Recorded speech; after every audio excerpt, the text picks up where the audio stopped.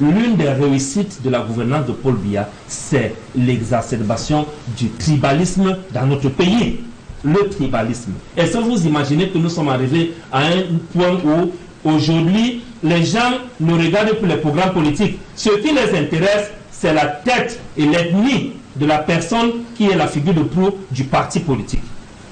C'est pour cela que vous allez voir certains bastards qui sont alignés derrière Cabral Libi de facto, sans même réfléchir. Vous allez voir plein de Bamileke qui sont derrière Maurice Kamto de facto, sans même réfléchir. Vous allez voir plein de boules de bêtis qui disent que pour rien au monde, ils ne vont lâcher Paul Biya. Tout simplement parce qu'il est écran.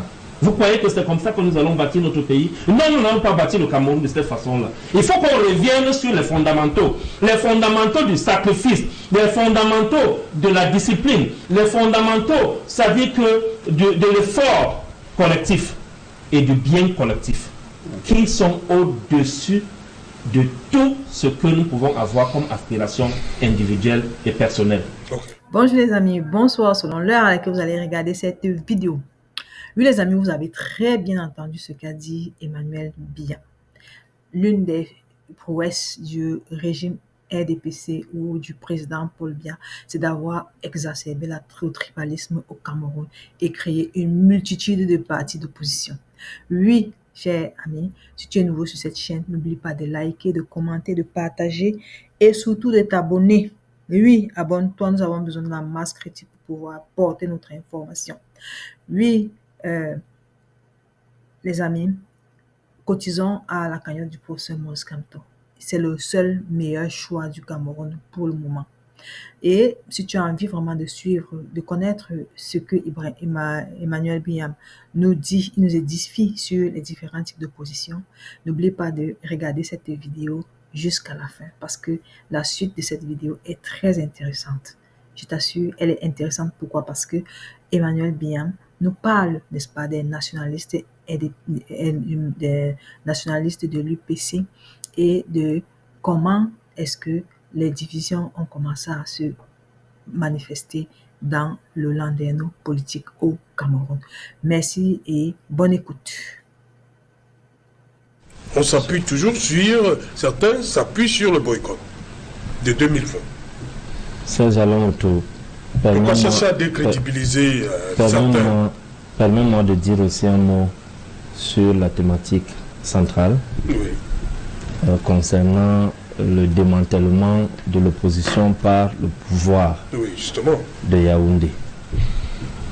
Je vais mener mon analyse sous deux angles.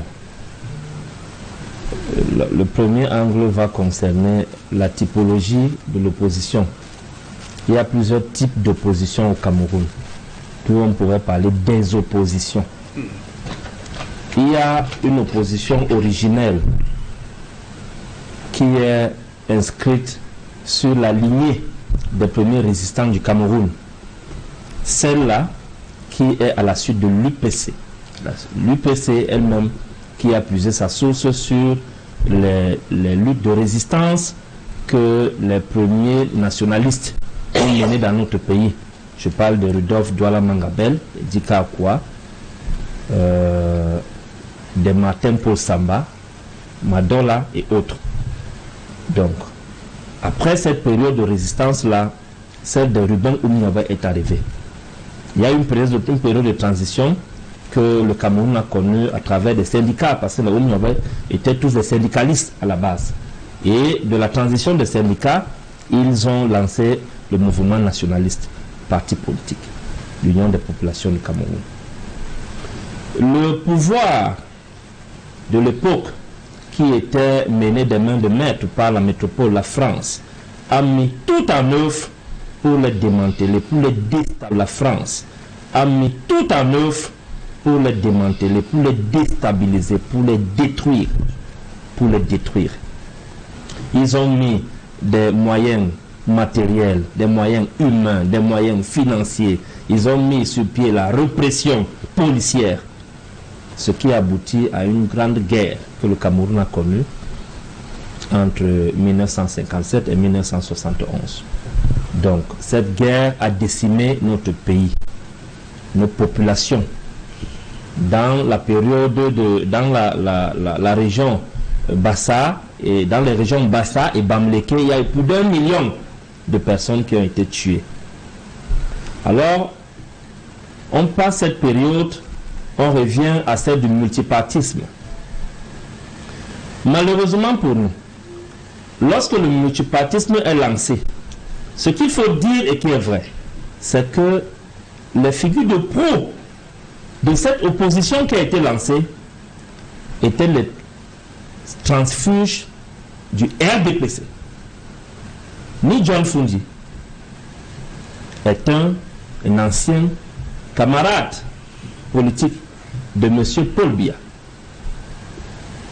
Je pense qu'il a même été président de session dans la maison. Il avait été battu. Voilà, il a été battu par Achida Achou. Il a été battu par Achida Achou. Donc, il a été militant du RDPC. C'est cette opposition-là donc qui a été mise en place. Or, il y avait toujours les anciens combattants qui étaient là, comme les Henriette Eko, Anissé Ekane et les autres, dans l'UPC. Alors, l'opposition qui a été mise en place par le pouvoir de Yaoundé, à travers le SDF, je le dis haut et fort, cette opposition nous a plongé dans l'impasse.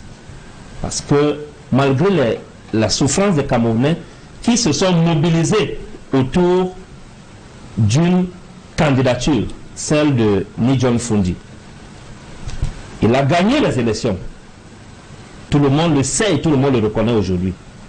Même certains pontes du régime l'ont reconnu. Le général Semengue l'a dit, entre guillemets, d'une manière ou d'une autre.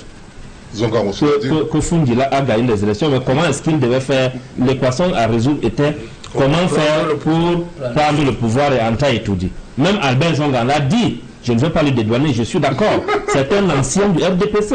Et il a d'ailleurs été celui qui a porté la mallette d'argent qu'on a amenée pour corrompre Fundi. C'est lui qui a porté cette mallette d'argent, il est vivant, il a dit. Donc vous voyez à quel type de position les Camerounais avaient à faire. Et le résultat, c'était quoi? C'est qu'ils ont enterré, une fois de plus, les aspirations des Camerounais qui ne voulaient que le changement et une politique de rupture entre la politique de la colonisation et le changement que les Camerounais espéraient normalement. Alors, nous avons aujourd'hui cette opposition qui continue. Je suis sur le premier type d'opposition. L'opposition du pouvoir en place. Cette opposition continue à prospérer, raison pour laquelle nous nous retrouvons dans des situations où, à un moment donné, le pouvoir en place, on a de la colonisation et le changement que les Camerounais espéraient normalement. Alors, nous avons aujourd'hui cette opposition qui continue. Je suis sur le premier type d'opposition, l'opposition du pouvoir en place. Cette opposition continue à prospérer, raison pour laquelle nous nous retrouvons dans des situations où, à un moment donné, le pouvoir en place, on a des cas qui sont des gens, le pouvoir en place peut susciter certains candidats, peut fabriquer certains leaders, les lancer sur la place publique pour servir leurs intérêts. Et c'est ainsi que facilement, ce pouvoir en place qui les a fabriqués peut aussi les défaire. Il peut les défaire sans aucune forme de procès. Parce que la preuve, pour les lancer sur la place publique, pour les mettre en scène, le pouvoir de Yaoundé n'a pas demandé la permission de qui que ce soit au sein du peuple camerounais. Raison pour laquelle, quand il décide d'en découdre, il ne demande également la permission de personne. Mais à côté de cette opposition, il y a encore les germes de la vieille opposition, celle qui a commencé la lutte de résistance dans notre pays. Il y a encore les germes de cette opposition qui existe aujourd'hui. Et c'est cette opposition-là qui a l'obligation aujourd'hui de fédérer tous les Camerounais. De fédérer tous les Camerounais. Et les Camerounais, dans leur entièreté, dans leur globalité, du nord au sud, de l'est à l'ouest, se reconnaissent dans cette opposition-là. C'est une opposition qui n'est pas gourmande. C'est une opposition qui sait accepter rester affamé. C'est une opposition qui n'est pas gloutonne. C'est une opposition qui n'aspire pas à avoir amassé des richesses. Je vais vous raconter certaines anecdotes. Ce ne sont pas des anecdotes, ce sont des histoires vraies. Je suis face à un hypothèse confirmée. Est-ce que vous savez dans quelles conditions les Wandi vivaient en brousse? Exécrable. Vous savez dans quelles conditions ces gens vivaient en brousse? Est-ce que vous savez que le dernier fils de Oumioba est né en brousse? Il est né dans le maquis, il n'est pas né dans un hôpital, dans le maquis. Le dernier fils de Oumioba, secrétaire général de l'UPC, notre plus grand leader nationaliste de ce pays, est né en brousse. Oumioba se faisait souvent opérer, il s'est fait opérer la hernie en brousse. L'appendicite. En brousse. Vous imaginez ça? Donc aujourd'hui, pourquoi l'opposition camerounaise, la famine est en train de tuer les gens? Ça, c'est clair. Pourquoi les gens ne parviennent pas à se retenir quand ils voient la nourriture sur la table? Leur corps se met à trembler. Ça dépend. Quand ils voient la boisson, alors c'est la mort. Ça dépend, ça peut arriver quand ils ont faim et quand ils ont soif aussi. Ça, j'allais autour. On ne vit pas seulement pour manger. Moi, je vais vous prendre un exemple simple. Depuis le matin, je n'ai rien mis dans la bouche. Mais ça ne m'empêche pas de travailler. J'ai travaillé aujourd'hui et ça ne m'empêche pas de venir ici éclairer la lanterne des Camerounais sur l'actualité politique de notre pays. Il n'y a pas que la nourriture dans la vie dont on peut avoir besoin pour vivre. On peut se passer de la nourriture. On peut se discipliner à un moment donné. Le Oumioba marchait à pied. Quand vous avez appris que Oumioba a parcouru le Cameroun du nord au sud, de l'est à l'ouest, il partait à pied parce qu'il n'avait pas la possibilité de prendre les cars, les bus. Il se déplaçait de brousse en brousse où il y avait des foyers de maquis. C'est comme ça qu'il a parcouru le Cameroun, à pied. Ce sont des gens qui avaient de la discipline. Aujourd'hui, nous n'avons plus cette discipline. Voilà pourquoi les leaders d'opposition vacillent facilement. Vous avez les cas des gens comme le Che Guevara. Che Guevara qui a passé tout le temps de sa vie à lutter pour libérer l'Amérique latine de la domination des États-Unis d'Amérique, du capitalisme. Il a fait presque tous les foyers de résistance en Amérique latine. C'est quelqu'un qui ne voulait pas les postes. Parce que s'il voulait les postes, à un moment donné, Fidel Castro voulait le nommer. Même à un poste de vice-premier ministre, mais il ne voulait pas le poste. Même lorsqu'il a été nommé à un moment donné, il rentrait toujours en brousse pour aider d'autres résistants. Il est même venu combattre en Afrique, en Angola. Il a combattu un peu partout. Même aux Zaïre. Donc, même aux Zaïre, il a combattu. Aux côtés de Lumumba. Donc, on peut dire que aujourd'hui, nous manquons cette discipline. Certes, il y a la misère. La misère, elle est ambiante. Elle a été mise en place par le système néocolonial qui continue à nous gouverner, celui qui s'est perpétré sous la gouvernance de Paul Biya.